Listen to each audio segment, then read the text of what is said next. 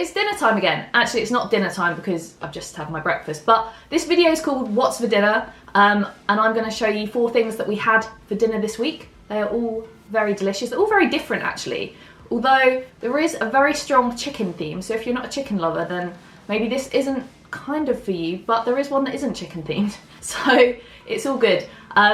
They're all a very mixed bag of things, so like, I don't know if I should tell you what they all are, but we've got some sort of autumnal soupy things, and then we've got some simple omelette things. I'm telling you what they all are. But yeah, all really delicious. I made a couple of them, Mark made a couple of them, and I wouldn't say, one of them took slightly longer, but all the others very, very quick, very, very easy, and I'd just like to eat them all again. So I'm gonna let you watch this and enjoy it, and yeah, let's go. So first up this week, I made an omelette. And I really loved it. It was really simple. I just wanted a really simple dinner. And yeah, as Mark said, he loved it. It had salmon and goat's cheese in it. So you probably know how to make an omelette anyway. I had to look this up. I feel terrible saying that. I cracked some eggs in. I kind of knew, but I just wanted to be sure. So eggs, salt and pepper, beat this together. This bit I knew, obviously. It was more when you put it in a pan. So I put some oil and some butter in a pan. That's what Jamie Oliver does. And then I sort of poured the egg in and then did this funny thing with the fork where I pulled it inwards and it made it look a bit weird. I thought I was doing it wrong, but that's it gives it texture, I think. Yeah, so that's what I read to do, so I did it and it worked fine. Thanks, Jamie. And then I just plonked a bit of goat's cheese all over it. Just lots of little pieces, and then I put some smoked salmon. This is really, I don't know if this is a good combination or a bad combination. Well, it was good, but I don't know if it's a regular combination. And some cheddar cheese and chives, obviously. Oh, yes. So 2 cheeses, chives, and smoked salmon, flipped it over, and then it's done. It's literally done. It's so simple. I thought it looked a bit weird, but that's supposedly what an omelette looks like. I have had omelettes before. You sound like an alien. And then we cooked some of these really nice chips with it. They're just oven chips. They're like salt and pepper ridges or something. Oh, they were in the grocery haul. Yeah, gluten-free, no onion and garlic. And yeah, chives on top. German chives. German chives. And some rocket as well.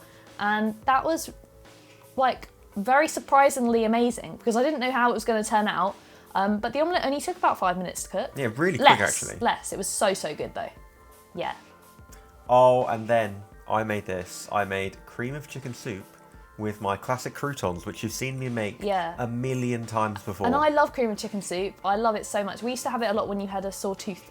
Yeah, when I had my wisdom teeth out, we ate this for like a solid week, and that's what this reminds me of now. So I'm frying off some potato and carrots in some plain flour. And butter. Yeah, gluten-free plain flour. Bit of butter and some stock. Yes. And then I added my chicken, my parsley. I'm pretty sure I added some milk as well. Chives. Maybe you had that now? Did you? Oh, you. I could see the empty jug. Milk was definitely added there. Yeah, it was in there somewhere. It's very important because it's cream of chicken soup, and then you do just let that all cook to the point where the potatoes and the carrots are cooked. We want it to get really mushy. The chicken will cook quicker, but is it chicken thigh or is it chicken breast? Chicken thigh. Chicken thigh. Yes. So I made croutons, but I was too lazy to actually film it. Right. So what I did was I just went and got me making this from a previous video. That is terrible. And I just copied and pasted it in. Well, I'm glad you were. But I did make them. You were able to admit it. I just couldn't be bothered to press record. He did make them because I actually ate them. So. So yeah, it's just the char ciabatta, gluten-free ciabatta, covered in mixed herbs, garlic oil, bit of salt in the oven. You could put anything in those, really, couldn't you? Put paprika or anything on your. Yeah, do it any way you want. Bit of chili maybe. Yeah. So that's pretty much done now. I think I get the Thermopen out just to poke the chicken, even though it's been in there for like 20 minutes. Yeah, it's done. And then you just blend it, and we use this hand blender. Yeah, stick blender. You can't see anything now. Oh dear. So then you blend it all together, and it just tastes great. And it doesn't matter if you have a few bits that aren't blended because it's all really nicely cooked. But I like it nice and smooth. And I think it had this kind of like cool colour because I put lots of green herbs in it. Yeah. So it had this really kind of, I don't know what you call it. I think it looks like chicken soup. Yeah, it was really, really nice. And there's the croutons, proof that I did make them. Yeah, it's definitely something that is, when you're not feeling well, it's great, but when you are feeling great, it's also delicious. Yeah, or if you're just feeling cold. Yeah, soup is really nice, and sometimes you don't want a veggie soup, unless you are veggie. And that's quite easy to make. Yeah, it was really... No onion, no garlic or anything. And I just love a chicken soup. Maybe next we'll make some chicken noodle soup. And yes. Talking of chicken, Coronation chicken jacket potatoes. This is something I made this week and I was very proud of myself. Really simple again. My meals are very simple, but it was so nice because I can't eat regular Coronation chicken. So we made our own? So we made our own, yeah. And it was amazing. You've got an amazing jacket potato technique as well. I do? Oh yes. Yeah, so basically just... I do? Just stab it all over and then you don't have to put them directly in the oven to make them crispy. Always used to. Instead, what you can do... That jacket potato looked a bit rough. Didn't eat that one in the end. No, we didn't. I think it was old. Yeah. Just put it in some kitchen roll and then put it into the microwave for full power. Full power for 4 minutes. Yeah, and then I came and took over because you went upstairs and just left it. I forgot. So I turned them over basically. Yep. And then you put them back in the microwave for another 4 minutes. I can't say that. 4 minutes on full power. Because once we had our potatoes and they weren't cooked in the middle after like an hour's cooking. More than about an hour and a half they took that long. Well, that wasn't so big. And then all you have to do after that is just put some oil on them and do them as you would in the oven anyway. But they've had a little bit of cooking time. So they're not far off being able to be eaten, but the skin is kind of the most soggy. important thing is that crispy skin. If you don't have a jacket potato and don't have a crispy skin, it's not worth it really, in my opinion. So I just put some oil over them and then I put some salt and pepper with my crazy. I love it's got a light on. It's so ridiculous, isn't it? You've got to change the batteries on that sometimes. Yeah, I know. Seems a waste really, but we have it, so why not use it? So yeah, just put the salt and pepper on, turn it over, put salt and pepper on the other side, and then put them in the oven. And whilst they're in the oven, you can cook up your chicken. Yep, just cook up some chicken. I realised I put in way too much oil. Yeah, Mark did this. I didn't know he put this much oil in. I would have got that out. Yeah, I think it just spilled out. Oh, wow. So those are our crispy potatoes. The skin is so much better when you do it in the microwave first for some reason. So then I made my Coronation chicken, and I made this in sort of a, I don't know, a cheating way in a way. I don't know. It's just some mayonnaise in a bowl, and I was squeezing it. That bottle's really bad at getting mayonnaise out of it. It was a struggle. So to the mayonnaise, I add a little bit of curry powder. Looks like quite a lot, but it's not. And then an even smaller amount of cinnamon, and just mix that all together with a bit of pepper, and it will go into that. It will turn eventually into that sort of nice colour. Well, it's the right colour. I mean, it doesn't look very nice there, I must say, but it does. It sort of comes a bit more goldeny, not so white. We decided that wasn't enough. So did we make half again or double? About half again. Half again. Because we want lots of sauce on our chicken. Yeah. We want proper Coronation chicken. And obviously it's not proper because we haven't got any of those raisins or bits of, what is it? Well, we can't really... Apricot? Yeah, apricot. We don't have that because I can't eat them. So we just put our freshly cooked chicken in there, mixed it all up, and that is pretty much Coronation chicken. And I didn't know what to expect with this. I was going to barbecue it, but it was raining. Yeah. And then we put in some dried chives because we didn't have any fresh chives because there wasn't... substituted them. Yeah, there wasn't any that time on our shopping trip.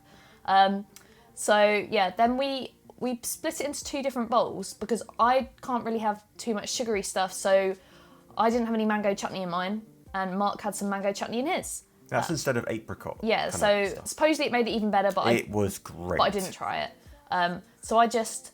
Then, did I do this? Did you do this? You seem to be doing this. Oh yeah, you plated it up. Thank you. That's no problem. So cut those potatoes in half. I mean, I don't really need to tell you how to do jacket potatoes. Split it down the middle. Yeah, I mean, everyone does it their own way anyway. But jacket potato, Coronation chicken. I want to eat this like it was so tonight. Nice. Yeah, so do I. And a bit of rocket. Obviously, you need to put a bit of butter or margarine or whatever in your potato. I've got it covered. Yep. And that's pretty much it. And it was such a nice change from, we usually have tuna mayo jacket potatoes, but we have Coronation chicken, which is something I miss so much. And the skin is unreal. The skin was like so crisps. Good. It was so... Yeah, it's like a kettle chip, isn't it? Yeah, it was really nice. One of the best. Oh, and the last meal, I made smoky chicken quesadillas. And they were so good. And you said they were quite involved to make.